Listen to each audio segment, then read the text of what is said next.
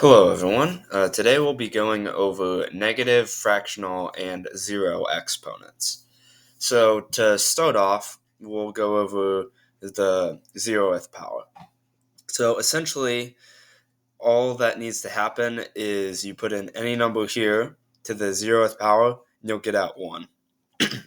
It doesn't really matter what the number is that you're plugging in to the zeroth power. It's still always going to output 1.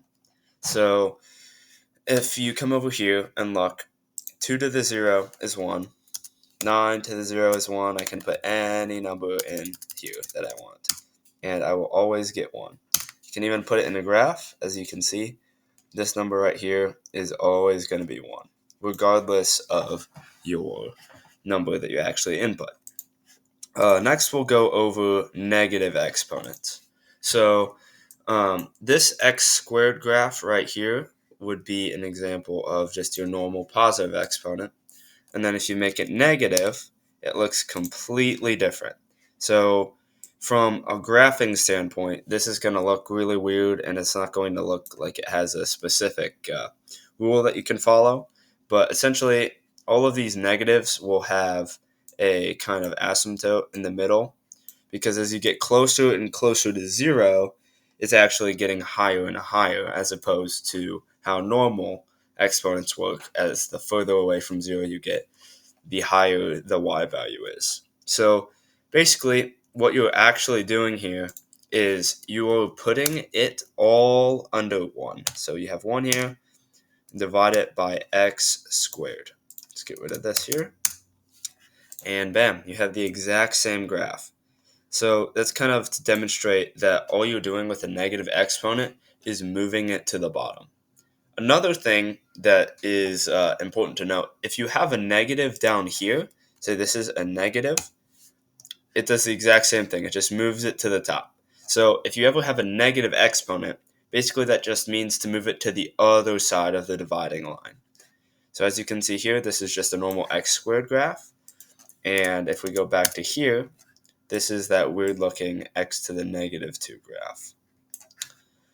Finally, we're going to be going over fractional exponents, which essentially are root graphs. So if you know what a square root graph looks like, it's the exact same as this. I'll even put it up here for you guys to look at. If you have a root of x, it looks the exact same, as you can see right there. So all that you're doing with a fractional exponent is this little number at the bottom here, the denominator, is the root you're taking it to. And this number at the top is the power you're taking it to. So in this case, you're raising it to the first power and taking it to the second root. Another example of where this is actually important is if you have like an actual fraction here, like if you say have 4/7, right? This graph doesn't look anything like a normal one, and it looks more like an absolute value than anything else. But basically, all you're doing right here is you're raising this to the 4th power, and then you're taking it to the 7th root. Now, it doesn't really show super well on here, but that's what you're doing, essentially. So all you have to remember is you take this top number, raise it to that power, and then you make that radical, which is the square root symbol, and then put the denominator on the outside.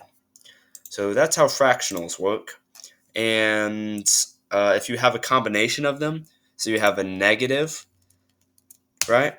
All you're going to do is that exact same thing. You're going to raise it to the 4th power, put it under the 7th root, and then you're going to put that whole expression underneath of 1, kind of like you did up here.